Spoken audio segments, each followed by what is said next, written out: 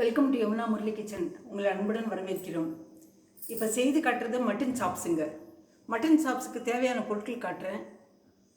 அது வந்து எப்படி செய்யறதுன்னு சொல்லிட்டு காட்டுறேன் நான். இப்போ பாருங்கள், தேவையான சாமான்கள். 1/2 kg சாப்ஸ் பாருங்கள். இந்த மாதிரி அவங்களை தட்டி கொடுக்க சொல்லிவிட்டு 1/2 kg வாங்கிட்டு வந்து வச்சுருக்கோம். இதுக்கு சின்ன வெங்காயம் கொஞ்சம், சின்ன துண்டு தேங்காய், பட்டை கிராம்பு, இஞ்சி, பாதி சின்ன டொமேட்டோவில் பாதி டொமேட்டோங்க, பூண்டு பாருங்க, பூண்டு, தனியாத்தூள், தனியா பொடி, தேவையான கொஞ்சமாக சோம்பு பாருங்கள், பாட்டிலில் போட்டு வச்சுக்க, அதனால பாட்டிலில் வச்சுருக்கேன் நான். சோம்பு, கசகசா, இது வந்து இதுக்கெல்லாம் சேர்ந்து தேவையான உப்பு, அப்புறமா கொஞ்சம் கொத்தமல்லி தழை கழுவி வச்சுருக்கேன். இது வந்து குருமிளகு பொடிங்க, குருமிளகு பொடி பண்ணி வச்சுருக்கோம். அந்த பொடியை அவங்க கொஞ்சம் போடணும். இது இப்போ செய்து காட்டுறேன் எப்படி செய்யறதுன்னு சொல்லிட்டு. ஒரு குக்கர் வச்சுக்கணும். பச்சை மிளகாய் 7 வச்சுருக்குங்க. வெங்காயம் கட் பண்ணது தாளிக்கிறதுக்கு இது வச்சுருக்கேன். அவ்வளோதானுங்க. இப்போ வந்து இந்த மட்டனை வந்து குக்கரில் போடலாம்.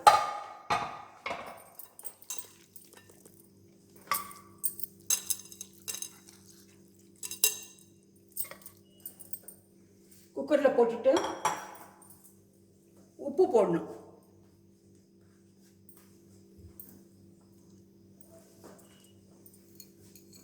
பாருங்க, இதுக்கு அளவுக்கு உப்பு போட்டுடுறேன் நான். போட்டுட்டு கொஞ்சம் தண்ணி ஊற்றுறேன்.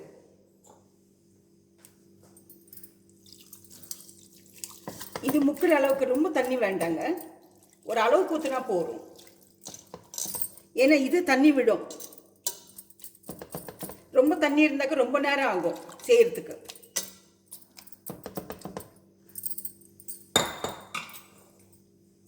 அப்புறமா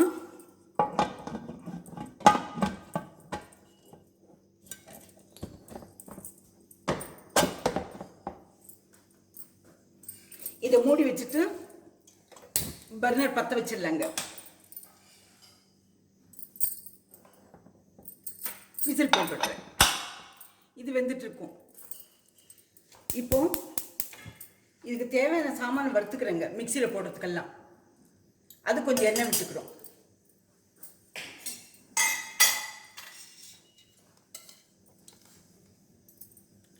கொஞ்சமாக எண்ணெய் விட்டுக்கலாங்க. நார்மல் கடலெண்ணெயே போதும். நார்மல் கடலெண்ணெயே போடுங்க. இதுக்கு 7 பச்சை மிளகாய் போட்டிருக்கேன். 1/2 kg மட்டனுக்கு, சாப்ஸுக்கு 7 பச்சை மிளகாய் போட்டிருக்கேன் நான்.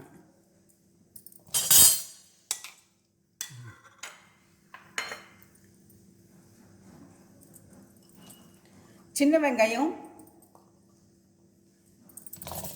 ஒரு பிடி. ரொம்ப அதிகமாக போட்டாக்க இது வந்து வெங்காயத்தை ரொம்ப அதிகமாக போட்டாக்க ரொம்ப சாகிகாக வருங்க. அப்புறமா ஊட்டு குழம்பு மாதிரி ஆயிடும். அதனால் இது கிரேவி, சாப்ஸ் கிரேவி. இது போடுங்க. இது வெங்காயம், இதுக்கு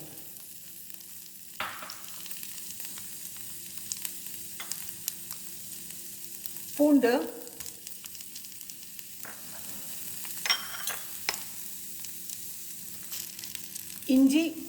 இஞ்சி போட்டிருக்கேன். இப்போ பூண்டு போடுறேன். இஞ்சி பூண்டு,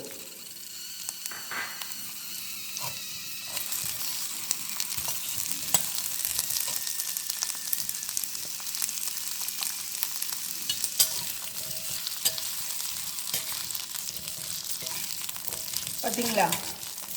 இது வறுத்துக்கிறோம். சின்ன தேங்காய் துண்டு இது போடுங்க.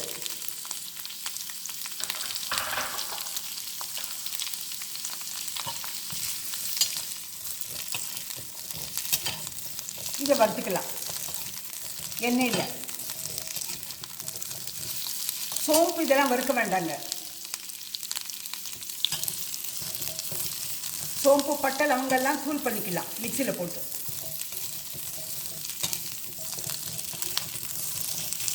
சோம்பு கொஞ்சம் போட்டுக்கணுங்க. பட்டை ஒன்று போடணும். கிராம்பு 4 வச்சுருக்கேன்.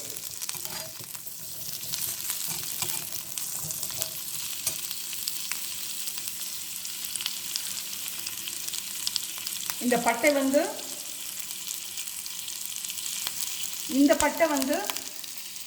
தாளிக்கிறதுக்கு அப்புறமா இதுக்கு போடுறதுக்குங்க, மிக்சியில் போடுறதுக்கு 4 கிராம்பு வச்சுருக்கேன். இது கடைசியில் யூஸ் பண்ணிக்கலாங்க நம்ம மிக்சியில் போடும்போது.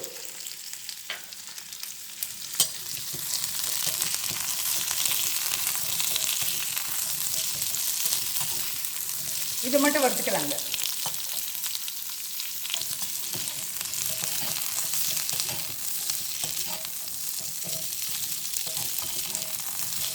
தக்காளி எல்லாம் வறுக்க வேண்டாங்க. அப்படியே போட்டு நம்ம மிக்சியில் போடலாம்.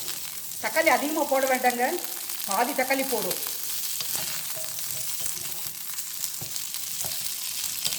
கலர் பச்சையாக வரணுங்க. இது க்ரீனிஷாக இருக்கும்.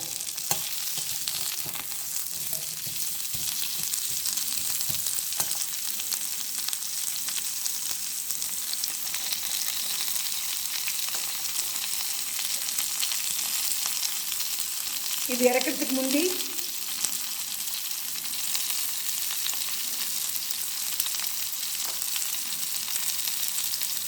ஒரு ஸ்பூன் கசகசா போட்டுக்கலாங்க.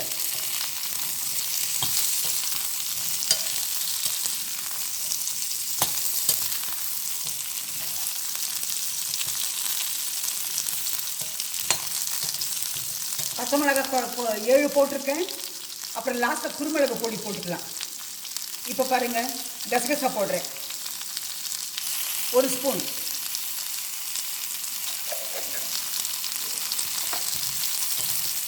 அதையும் போட்டு எண்ணெயிலே வறுத்துக்கலாம். அப்போல்லாம் அரைக்கிற கல் இருக்கும், அரைச்சக்க நைஸாக வந்துடும் கசகசா.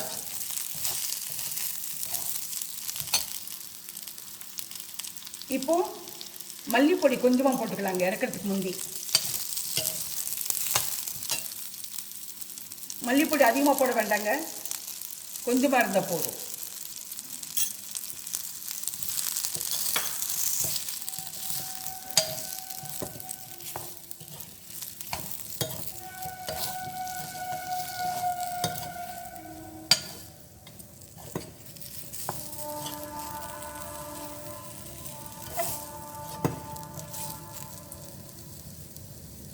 இப்போ ஸ்டவ் ஆஃப் பண்ணிடுறேங்க.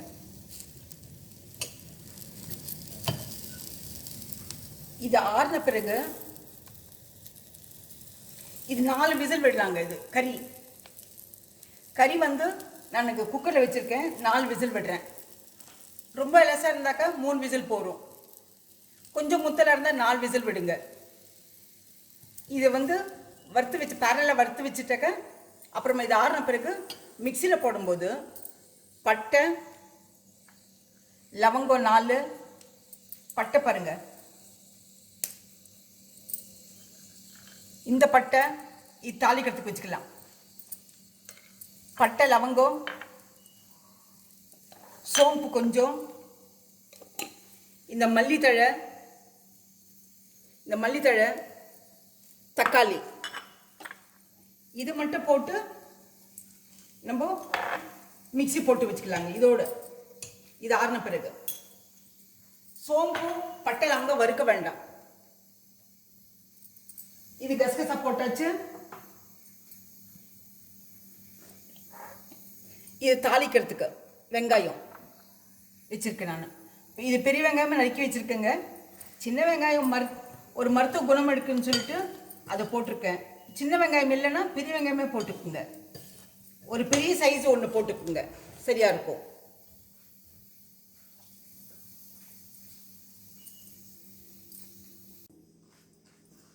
இப்போ பாருங்க, இப்போ குக்கர் ஆறி போச்சு. குக்கர் ஆறி போன பிறகு இந்த மிக்சியில் இந்த கொத்தமல்லி தழை, இந்த வடை சட்டியில் இருக்கிறது, கொத்தமல்லி தழை, டொமேட்டோ எல்லாம் அரைச்சி வச்சுருக்கேன். முதல்ல பட்டை, கிராம்பு, சோம்பு போட்டு அடிச்சிட்டேன். அது தூளான பிறகு அப்புறமா இதெல்லாம் போட்டிருக்கேன். வடை சட்டியில் இருக்கிறது போட்டு, தக்காளி பழத்தை போட்டு, அப்புறமா கொத்தமல்லி தழை போட்டு வச்சுருக்கேன். இப்போ இது கொட்டிடலாங்க. இதை போட்டுடலாம்.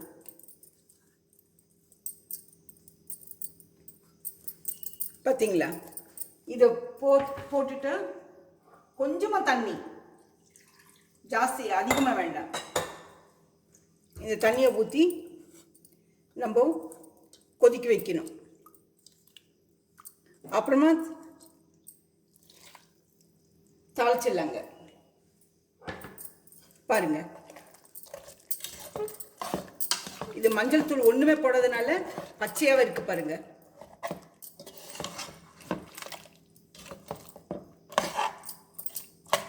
பார்த்தீங்களா?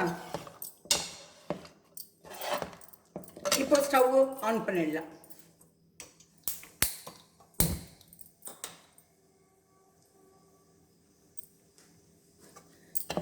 இப்போ தாளிக்கிறேங்க.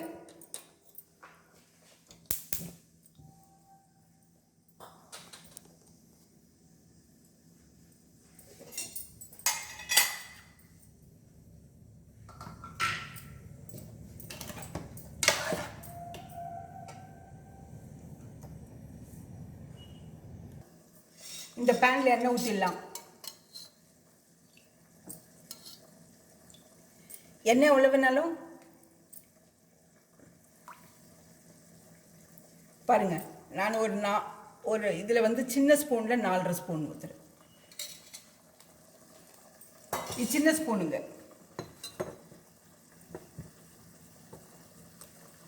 இதில் தாளிக்கிறதுக்கு ஒன்றுமே இல்லைங்க. பட்டையை போட்டு வெங்காயத்தை போட்டுடுவேன் நான்.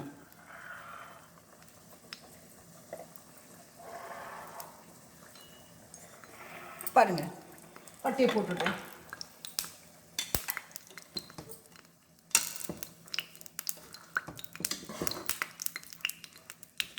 இது மசாலாலாம் ஏறணும்.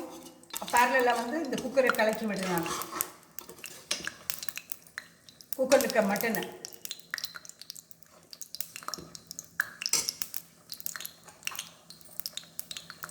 நீங்கள் உப்பு காரம் இப்போ பார்த்துக்குங்க. நான் கரெக்டாக போட்டிருக்கேன், நீங்கள் பார்த்துக்குங்க. எங்களுக்கு காரம் ஒரு அளவு சாப்பிட்றோம். 7 பச்சை மிளகாய் போட்டிருக்கேன் நான். பட்டை நல்லா பொரிட்டுங்க. நல்லா பொரிஞ்ச பிறகு வெங்காயத்தை போட்டு தாளித்து கொட்டிடுறேன். இதில்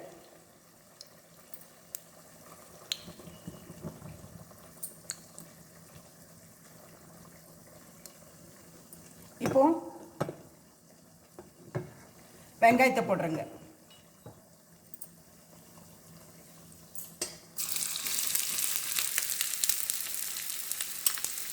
ஒரு வெங்காயம் மீடியம் சைஸு கட் பண்ணி வச்சுருக்கேன் நான்.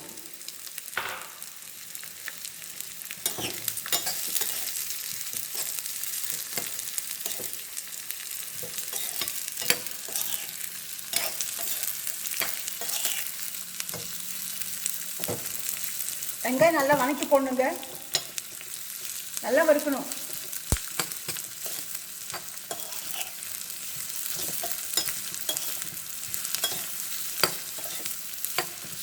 பாருங்க, இது வந்து வெங்காயம் நல்லா இது பண்ணி கொஞ்சம் சுண்டி போகணும். அப்புறமா தூக்கி இதில் போடலாங்க.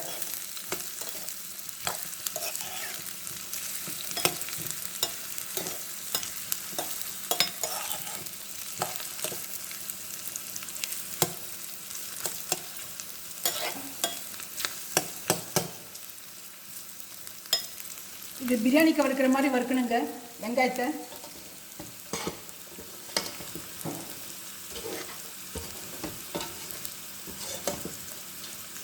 அப்போ தான் டேஸ்ட் வரும்.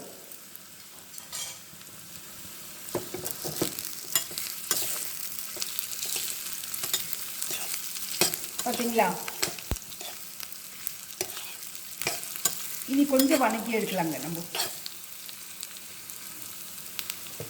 அப்போ தான் இது வந்து எண்ணெய் நல்லா விடுபடும்.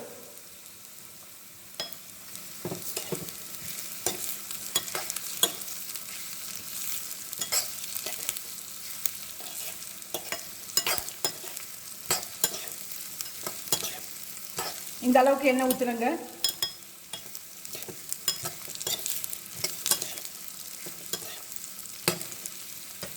ஏன்னா மட்டனெல்லாம் செய்யும்போது கொஞ்சம் எண்ணெய் நீங்கள் பார்க்காம ஊற்றினா தான் நல்லாயிருக்கும், டேஸ்ட் வரும். எண்ணெய் ஊற்றுறதுக்கு பயப்படாதீங்க.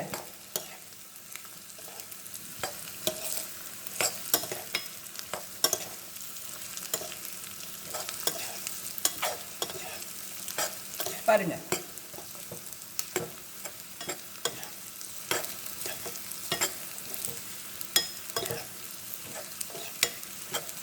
இந்த அளவுக்கு நல்லா வறுத்து எடுத்துக்கணுங்க. ரொம்ப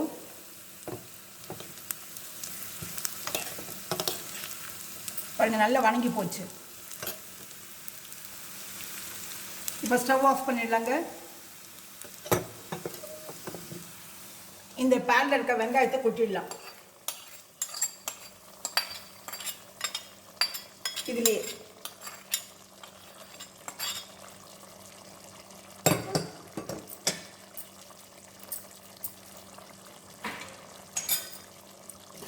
கலக்கி இது மூடி வச்சிடலாங்க. மூடி வச்சுட்டு எண்ணெய் கொஞ்சம் மேலுக்கு வரணும், அது வரைக்கும் நம்ம வெயிட் பண்ணணுங்க. ரொம்ப நம்ம மசாலாலாம் போட்டாக்கா வெங்காயம் தேங்காயெலாம் நிறையா அரைச்சி ஊற்றோம்னா இது குழம்பு மாதிரி வந்துடும், கிரேவி மாதிரி இருக்காது. இது பிரியாணிக்கு நல்லாயிருக்கும், சப்பாத்திக்கு நல்லாயிருக்கும். இந்த கிரேவி சாப்பாட்டுக்கு நல்லா இருக்கும், வெறும் சாப்பாட்டுக்கு நல்லாயிருக்கும்.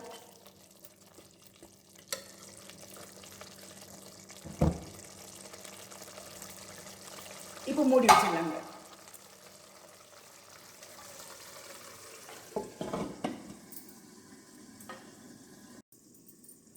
இப்போ காட்டுறோம் பாருங்க, பார்த்தீங்களா எண்ணெய் நல்லா மேலுக்கு வந்திருக்கு.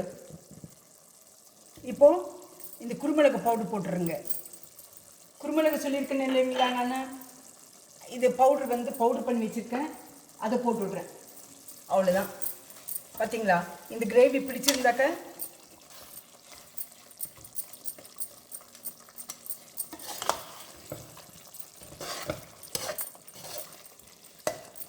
இந்த கிரேவி பிடிச்சிருந்தா லைக் பண்ணுங்க.